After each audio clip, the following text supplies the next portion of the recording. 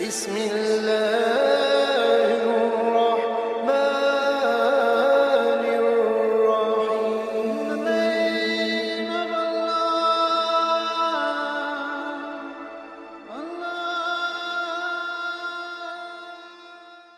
ولتكن منكم أمة يدعون إلى الخير ويأمرون بالمعروف وينهون عن المنكر وأولئك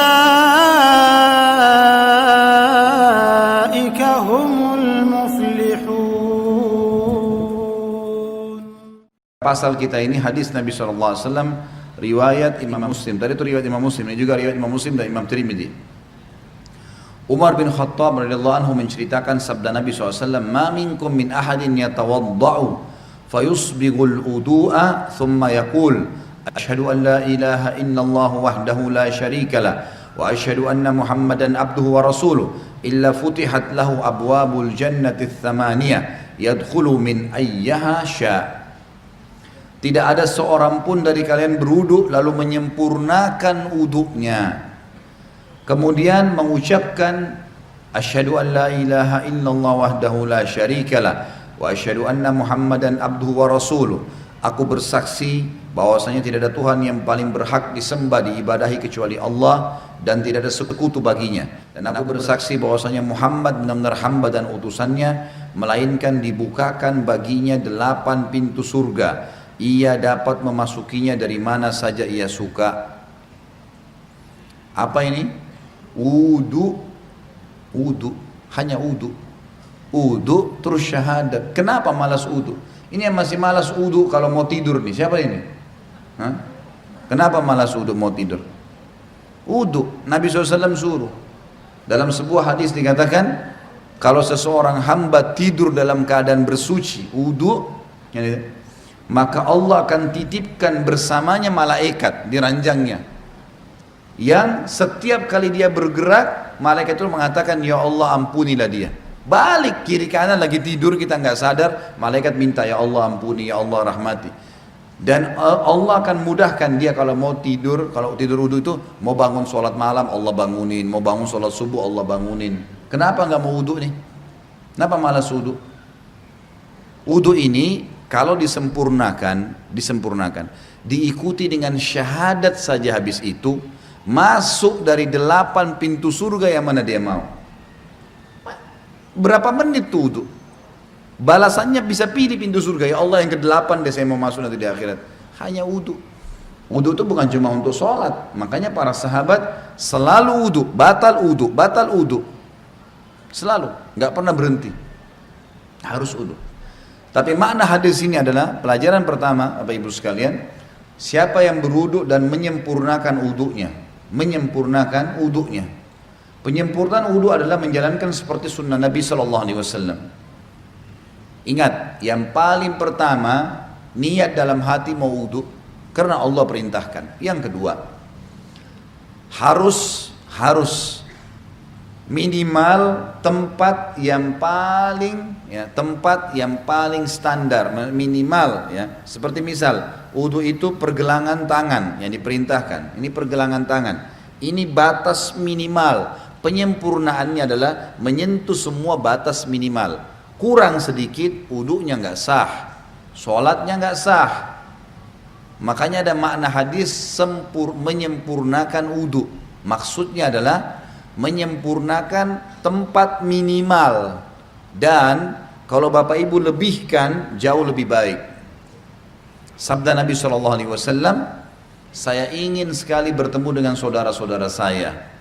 Kata para sahabat, ya Rasulullah, kami saudara-saudara Anda. Kata Nabi SAW, bukan, kalian sahabat-sahabatku, saudara-saudaraku yang datang nanti sepeninggalku, kita ini semua. Lalu sahabat faham, mereka berkata, ya Rasulullah, bagaimana Anda bertemu dengan mereka? Bagaimana Anda bisa mengenal mereka nanti? Karena ketemunya di hari kiamat. Kita ketemu dengan Nabi SAW kapan? Di hari kebangkitan, mahsyar. Bagaimana Anda mengenal mereka sementara Anda tidak mungkin kenal mereka, tidak pernah ketemu, mereka juga tidak pernah ketemu dengan Anda. Kata Nabi SAW, sungguh dari tempat-tempat wudunya umatku akan keluar cahaya yang terang, dan tidak ada itu pada umat yang lain. Makna juga daripada hadis ini kata ulama adalah wudu itu hanya ada pada umat Muhammad SAW. Makna hadis itu karena dikatakan akan keluar cahaya dari tempat-tempat wudunya umatku. Maksudnya kalau umat-umat lain juga ada wudunya, berarti keluar cahaya juga. Sudah dibedain. Kata Nabi SAW keluar nanti dari tempat-tempat wudu kita keluar cahaya semuanya. Dan bukankah seseorang yang memiliki kuda-kuda yang banyak bisa membedakan antara kuda-kuda itu bila ada kuda yang keempat kakinya berbulu warna putih, warna apapun badannya, tapi keempat tangannya, kakinya itu berwarna ada bulu putihnya. Riwayat lain dikatakan keempat kakinya dan bagian dahinya, rambut di bagian dahinya berwarna putih. Pasti bisa dibedakan, oh ini kuda lain karena warnanya kombinasi putih sama yang lainnya. Maka begitu pula saya akan membedakan umatku.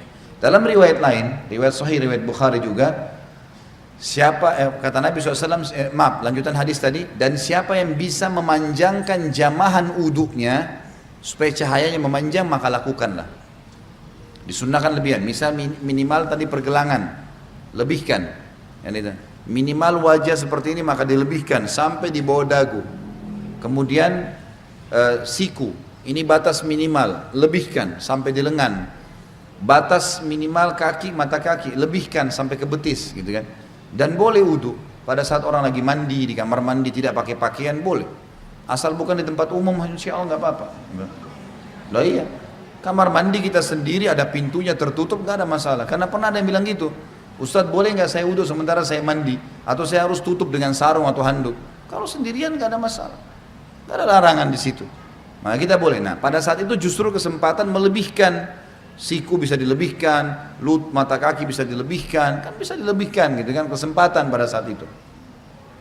Wudu yang benar yang dikatakan sempurna adalah contohnya mengambil air dengan dua telapak tangan kanan, dua telapak tangan, kemudian kalau keran lagi jalan juga begitu, menarik dari sisi punggung kanan ke pergelangan dengan tangan kiri. Ini dulu dimulai tarik dari sini. Dilebihkan ini batas minimal lebihkan. Kemudian tangan kanan menarik untuk tangan kiri juga sampai batas lebih dari batas minimal sampai ke sini kurang lebih. Kemudian baru mempertemukan antara punggung dalam dua-duanya dan menyelat-nyelatkan di antara dua jari. Karena ini sunnah Nabi SAW menyuruh menyelat-nyelatkan. Jadi ini baru satu ya, ini baru satu, ini baru satu. Kemudian diulangin pelan-pelan, sempurnakan. Balasannya hanya sempurnain ini, syahadat masuk surga. Buru-buru gitu kan. Pelan-pelan, 1, 2, sampai 3 selesai. Yang selanjutnya mengambil air di telapak tangan, kemudian memasukkan setengahnya ke mulut sambil kumur-kumur, sisanya dihirup di hidung. Kemudian sementara mulut kita kumur-kumur, tangan kiri membuang yang di hidung, baru kemudian yang di mulut dibuang. Itu satu. Sebagian dalam mazhab Malikiyah dianjurkan agar ya menggosok mulut dengan jari. Terutama yang saya katakan adalah di bagian depan gusi, karena biasanya di sini ada lendir yang membuat bau mulut nggak enak. Kita kalau uduk sebentar misalnya lagi kumur-kumur, bapak ibu coba masukin di bagian depan ini sering ada lendir 4 sisi ini. Itu kalau dikeluarin bau mulutnya jadi hilang.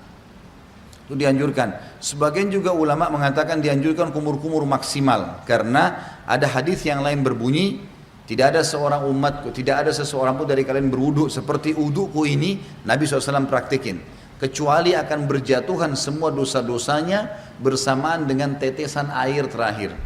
Termasuk di sini kumur-kumur dimaksimalin supaya dosa mulutnya jatuh semuanya, gitu kan? Kemudian wajah, ini tentu 3 kali diambil, dimasukkan di mulut sambil kumur-kumur, lalu sisanya dihirup, dibuang dengan tangan kiri. 1, 2, 3. Setelah itu, mengambil air dengan 2 telapak tangan, kemudian dari awal tumbuhnya rambut sampai 2 jari di bawah dagu, dari awal kuping kanan dengan kuping kiri, dimasukkan di wajah, kemudian diputar. Ini 1, gitu kan? Kemudian 2, ini semuanya kena, dan seterusnya 3. Bagi teman-teman yang berjenggot tentu diselat-selatkan, sunnahnya begitu. Diselatkan jari di antara jenggotnya sebagaimana mungkin kalau jenggot seperti saya mungkin dimasukkan begitu. Kemudian telapak tangan kanan ditarik dari sisi kanan punggung, ditarik sampai ini, ingat ini batas minimal. Banyak orang wudu ininya nggak kena nih. ini nggak kena, ini bisa nggak sah wudunya, nggak sah sholatnya. Jadi tarik sampai sini nih, kemudian baru diputar ke dalam, 1, 2, 3, sampai 3 kali. Kalau misal air kerannya di atas, ngalir di keran, dan kita mau tarik dari atas boleh, tarik di atas batas minimal, ya. Jadi ditarik dari sini di atas siku, tarik ke bawah, kemudian baru diputar ke bagian dalam. Kanan dulu baru kiri. Setelah itu baru kepala. Kepala ini diambil air. Sunnah Nabi SAW ditarik dari awal kepala sampai ke tengkuk, ya, sampai ke batang leher. Kemudian ditarik lagi ke atas kembali. Lalu jari telunjuk masuk ke dalam lubang, ibu jari mutar di belakang. 1, ya. Ini satu-satunya yang dilakukan 1 kali saja. Kalau semua tadi anggota tubuh, telapak tangan, tangan sampai siku, wajah, ini semua 3 kali. Kumur-kumur, bersihkan hidung semua 3 kali. Kecuali kepala cuma sekali. Bagi ibu-ibu yang rambutnya panjang, ditarik sampai ke tengkuk, lalu ditepuk-tepuk ke atas. Sampai kembali ke depan, baru kemudian masuk ke sini, baru diputar. Selanjutnya telapak kaki, dibasuh minimal mata kaki, lebihkan ke atas. Lebihkan ke atas supaya memang sempurna. Setelah itu jangan pernah lupa ucapkan syahadat, asyhadu an la ilaha illallah wahdahu, ada tambah la syarikalah, tidak ada sekutu baginya, wa asyhadu anna muhammadan abduhu wa rasuluh. Itu saja dijamin, kata Nabi SAW, dibukakan baginya 8 pintu surga, ia boleh memasuki dari mana saja dia mau atau dia suka. Di dalam hadis yang lain disebutkan bahwasanya Nabi SAW bersabda, riwayat Imam Tirmidzi, siapa yang membaca setelah syahadat Allahumma ja'alni minat tawwabina, sebaiknya dia membaca setelah syahadat Allahumma ja'alni minat tawwabina waj'alni minal mutatahhirin. Ya Allah, jadikanlah saya selalu orang-orang yang bertaubat, dan jadikan saya orang-orang yang selalu, ya, bersuci, bersih. Allahu a'lam.